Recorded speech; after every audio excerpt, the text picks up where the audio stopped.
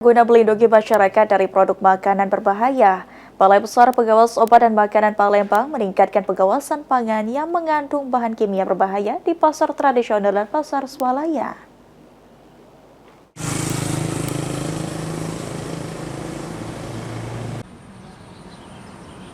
Balai Besar Pengawas Obat dan Makanan Palembang terus meningkatkan pengawasan terhadap produk pangan yang beredar di pasaran.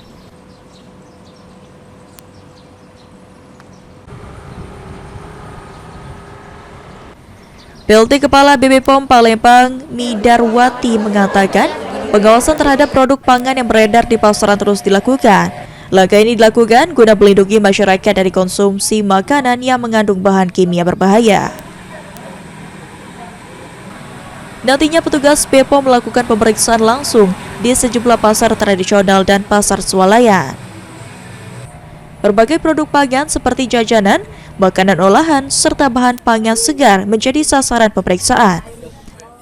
Selaku pengawas obat dan makanan akan lebih bermanfaat bagi masyarakat dalam melindungi kesehatan melalui pengawasan obat dan makanan secara intens.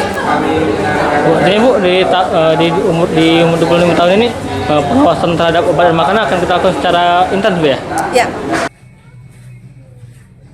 Dalam pengawasan ini, BPOM akan mengambil sampel makanan untuk diuji kandungan zat berbahaya seperti formalin, boraks, dan pewarna tekstil yang berisiko membahayakan kesehatan. Diharapkan dengan langkah yang dilakukan akan melindungi masyarakat dari bahan makanan yang mengandung bahan kimia. Ilham Wahyudi, PAL TV.